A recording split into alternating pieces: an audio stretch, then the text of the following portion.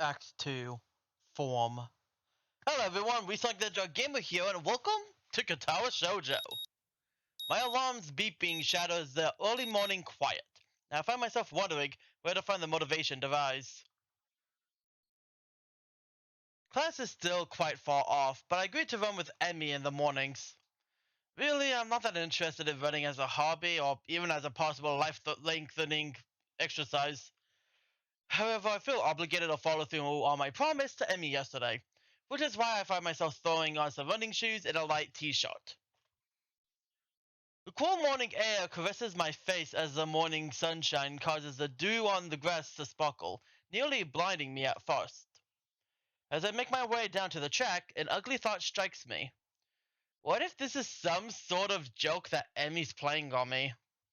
Would that surprise me, really?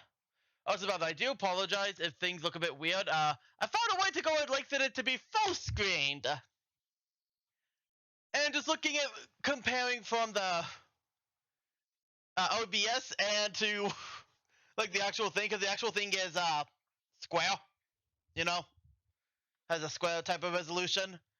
And yeah, it's just a lot weirder because on the OBS it makes things look bolded and everything a bit chubbier because it's stretched out, you know? Anyways, that surprised me, really. Hell, I'll probably do it to the next guy, too. Very least, I'm sure Emmy and Rin made a bet on whether or not it'd actually show up. I felt a sense of trepidation as the chat came into view. You're late! It seemed that Emmy's already there. What a relief. Not according to my watch. We're both are early, in fact. Damn, you got me there! Emmy's sitting on the bleachers, decked out in her running gear, waiting somewhat patiently for me. Glad you're actually here. I was afraid that was a joke or something. Nah, I never make someone get up early for nothing. Plus, Rin owes me 500 yen now. She didn't think you'd actually show. I knew it! I actually had faith in you! I had faith in you not to do that to me, Emmy! Nice to know Emmy's was on my side at least. Emmy hops off the bleachers and begins stretching out. She's remarkably lithe, almost like a dancer. I set out to stretch as well, but then I realized that I don't exactly remember how to stretch properly. It's been ages since I stretched for anything, if you don't count my one stint at running last week. Honestly, the only stretches I remember are ones you should do before playing Splatoon. That's kind of sad. And even then, I don't think I actually stretched beforehand. No, you did not. I have photo evidence. The specter of my long hospital stay rises up again. Can't say I was all that active before the hospital stay, though, so maybe I'm just being morose? Emmy giggles as she watches me stretch out. No, Hisao! You gotta hold it for a bit longer than that! I'm trying! Kinda hurts a little. Ha! That's because you're out of shape! You gotta get some flexibility in you like this! To demonstrate, Emmy reaches down and puts her head through her legs. God bless you, Emmy. I see. Is that sort of thing I should strive for? Of course! Flexibility is important for any run, though. You'll be able to go faster the more you stretch out. That makes no sense to me, but Emmy seems to believe it's true. With Emmy's help, I managed to stretch myself out properly. I can't help but notice that she thinks about how to explain things to me. Her mouth clenches up in concentration. It's adorable. Not bad, Asao. Come on, we better start running. We'll start off with just a mile, okay? That's 4 laps around the track, got it? That sounds fine to me. We're gonna die! This shouldn't be too hard, right? I bet we last only 2, not even 2. I bet we get tired before the second lap. Hazy memory of running a mile for gym class surfaces in my mind. Yeah, it wasn't that bad. Amy sets a pretty good pace, and I fall in behind her. Try to keep up, okay, Estelle? Roger. We round the first curve without incident, though I can already feel my heart rate increasing slightly. By the second curve, I started to breathe through my mouth. Emmy doesn't seem to be breaking a sweat. As if to puncture her superiority, she turns around and starts running backwards. Are you doing okay yourself? Never. Better. Oh, really? Maybe I should speed up then, No! Oh, no. What I want you to overexert yourself. My heavy panting and wheezing makes the statement less convincing than I had hoped. Emmy slipping smiles and turns around again. You're the boss, Sal. Let's stay at this pace. I get the feeling that I'm being mocked. I wasn't in such terrible shape. I probably feel offended. By the third lap, my breath is coming in ragged gasps. I'm almost awash in my own sweat. Gross. We round the curve to start our fourth lap. Emmy looks back at me with a great, damn it, I owe someone $50. Here you go. Here we go. She takes off at blinding speed while I stubbornly stick it to my slower pace.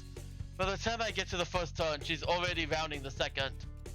They struggle across the backstretch. Emmy continues running and catches up to me. Come on, Asal, you can do it! I'd answer her, but I'm too focused on getting air into my lungs and ignoring the burning in my leg muscles. Part of me wants to say something like, maybe you can, but I'm about to die here. But again, I can actually form words right now. Emmy keeps pace with me as I round the second turn and across the finish line. My sweat seems to have gotten her sweating. It actually caused her shirt to turn slightly translucent. It seems she wears a black sports bra. I feel a vague stab of guilt for being the sort of guy who stares at a girl's chest, but my legs and chest are burning so badly, I can't bring myself to care that much. Oh, goddamn. Not bad for your first effort, Hisao. I love you. So, Emmy seems to be fine, if not out of breath. At least breathing a little more heavily than she was before we started running. Must have been the sprint that did it. Hey, I got a few sprints in. You should walk around the track to cool down. Then you can chit chat and we'll all be done, okay? Sounds great. My legs are on fire. My breathing is still heavy. But surprisingly, my heart seems to be taking the strain well. Another triumph of medical science, I suppose. You should put your hands behind your head. Makes it easier to catch your breath. Surprisingly, she's right. I begin to stroll around the track, happy to feel my breath coming back to me. Is that why we see people do it? Having their hands behind their head? That's what she said, right? Yeah, hands behind your head. Oh, that's a blur. Emmy sprints by me. Watching her run is absolutely fascinating. Not just because she's on prosthetics. Okay, so not important. Sorry. Phone. It's not just because she's on prosthetics, though that is interesting. The really interesting thing is the way her face changes. I can only catch glimpses of it as she runs by, but her eyes seem to come alive with a sort of fierce joy. As if there's nothing else in the world but her and the track. By the time I got into the final stretch, Emmy seems to have finished sprinting. She's breathing heavily now, but she's wearing a satisfied grin on her face. She waves to me cheerily as I near her. Feeling better, right? Actually, yeah. Do you want to do another lap around with me? I got to cool down too, you know. Part of me would rather sit down and not move, but something tells me that would be a bad idea. So if I sit down, there'll be no getting back up again. Sure, why not? Emmy's got her hands behind her head now as well, which makes her seem very relaxed. The position of her arms also pulls her shirt upwards, ever so slightly so that I can see a small strip of her belly. Asao, stop staring! This is honestly the... Of course it's what looks like the youngest that this happens to. I do my best to act the gentleman and not look. The contrast of her skin against her red running shorts is rather assorting.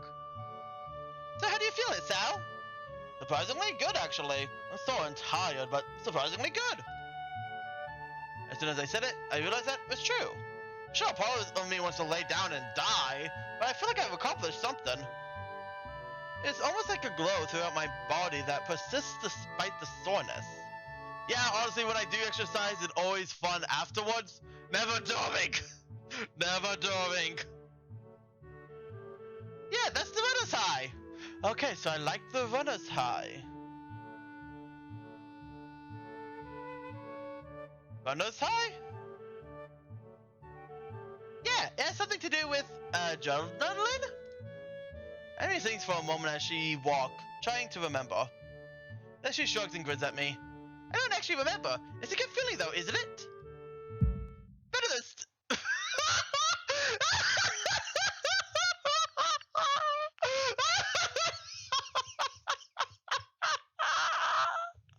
Oh my god! Oh god, is she like Monica? Does she totally fucks the other girls?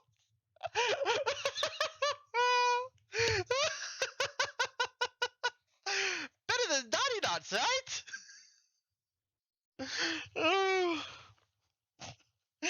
I opened my mouth to respond shortly before processing what she just said. Emmy watches my face for a few moments before bursting into laughter.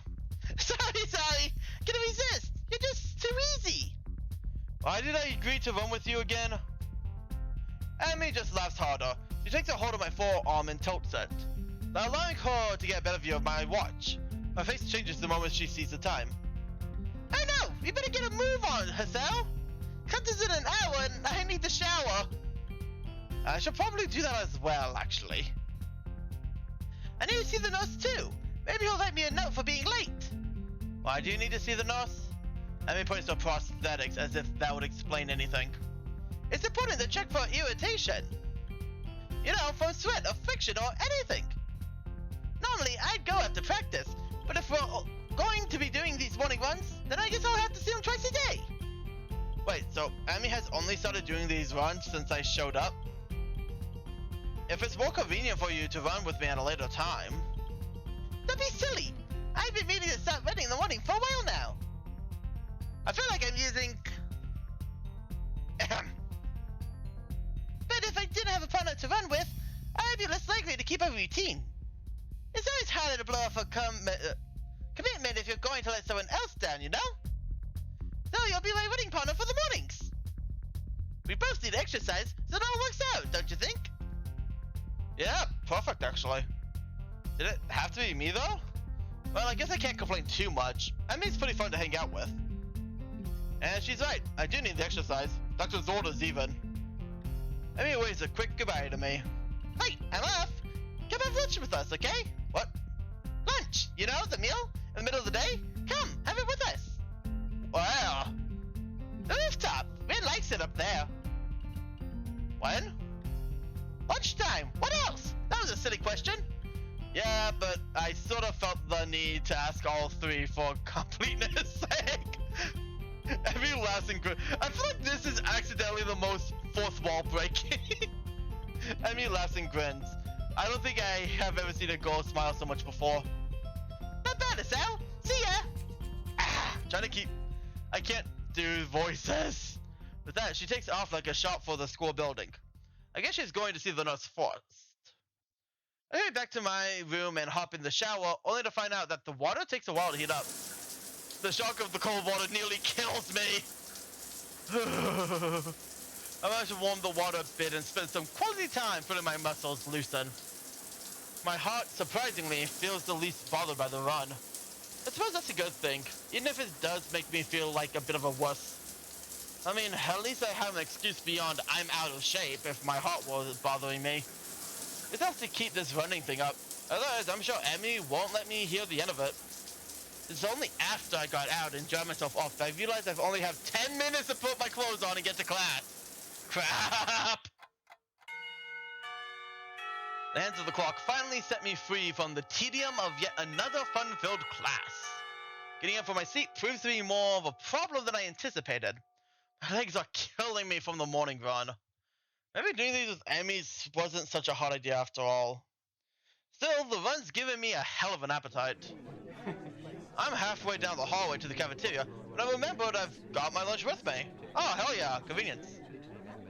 My parents saw fit to provide me with some pre-packaged stuff when I moved in. And a good thing too. They're always packed with students headed for the cafeteria. Going back is like swimming upstream. but I've got an appointment to keep on the rooftop. It takes me a moment to find the staircase leading up to the rooftop, but I'm willing to bet that Emmy and Vin aren't up there by now anyway. In fact, I think I saw Emmy among the bodies in the hallway heading for the cafeteria. I step out of the door to the rooftop and take a deep breath. The fresh air blowing against my face and body almost makes my legs less hot. Maybe if I'm upside down. Part of me wants to be surprised that Vin's already up here. What's that going to accomplish? Things in the clouds. Couldn't you just look at them right side up? Vin rolls her eyes in something approaching expiration. Then I wouldn't get a new perspective. Is upside down really a new perspective? Aha!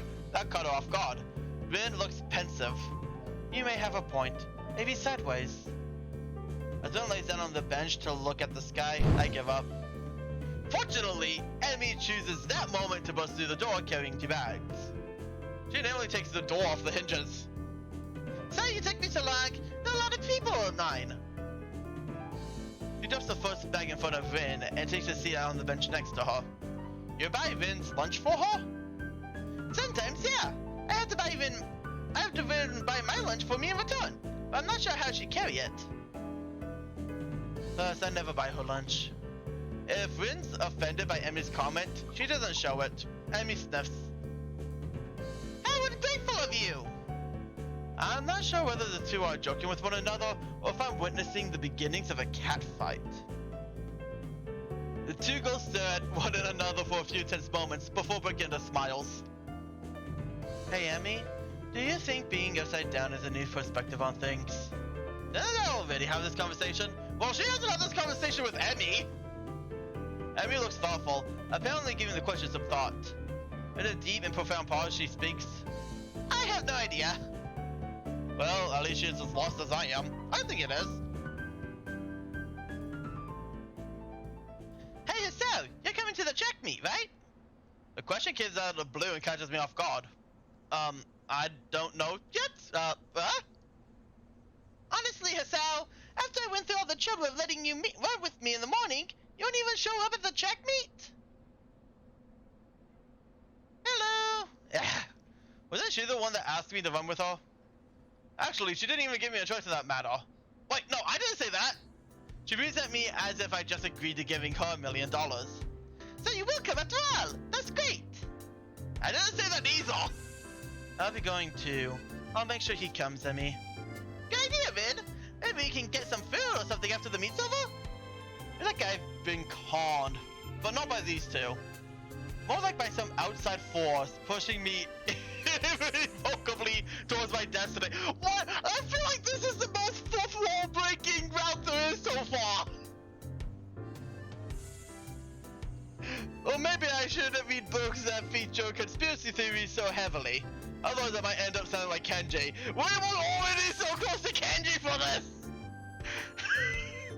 What is with this path?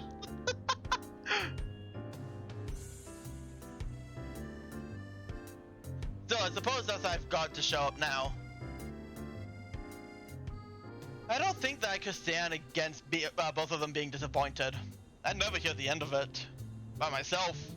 When is it again? Next week, silly! I just told you a few days ago. Oh, you didn't? I forgot? Well, you won't forget to come, though, will you? Of course I won't. I'll even make a note on a calendar or something. Vin nods sagely. That's probably a good idea, you know, unless time changes its course. It can do that? Vin gives a non-committal shrug. It hasn't yet, but you never know. This time it's Emmy who gives a shrug. I suppose it can't be helped if it happens. Not unless you're a time traveler or something. You don't actually think that could happen, do you? I don't think we do we? Ben shrugs again. That seems to be her default response to everything. I suppose not. I reserve the right to change my opinion at a moment's notice. For Vin, this statement makes a disturbing amount of sense. The fact that I realize this now frightens me a bit. What if Emmy gets the feeling all the time? If she does, she's not showing it, though. Emmy merely nods. As expected. What's that supposed to mean? This time it's Emmy. This time it's Emmy who shrugs. It's like she's using Grin's own weapon against her. Your response is the sort of thing I'd expect from you. That's all. Am I really that predictable? Emmy's smile seemed to border on gloating. Nah, it's just that you're unpredictable. It's pretty. Your unpredictability is pretty unpredictable. Well, that's alright then.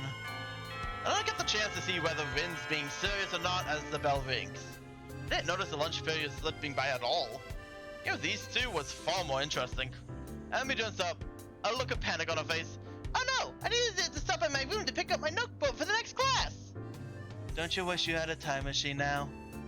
Rin seems rather smug as she delivers this line, like she just won an argument. Emmy ignores Rin's comment.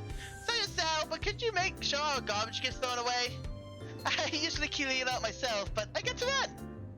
Sure, no problem. I got this. Emmy darts away with an urgency I'm starting to expect from her. Don't bother asking Rin why she couldn't help. She already seems preoccupied, but with something else entirely as she wanders off. She's probably used to Emmy taking care of cleanup, and for some reason, I doubt Emmy ever raised the issue with her. To be fair, she kind of doesn't have hands or so. How is she gonna carry it? Cleaning up from lunch doesn't take long, so I have plenty of time to toss out our garbage and get to class. Okay, I think that's when we're gonna stop it here. Clouds, time travel, and thou. It's still the same scene! Fuck! I'll keep going. Misha greets me with a wave and a devious grin as I walk through the door. Didn't see you in the cafeteria, He-chan? Yeah, I decided it was too crowded there. Misha's grin gets even wider. Oh, really? Are you sure you weren't participating in any rendezvous? What are you talking about? You're on the roof, right? With both Rin and Emmy, no less.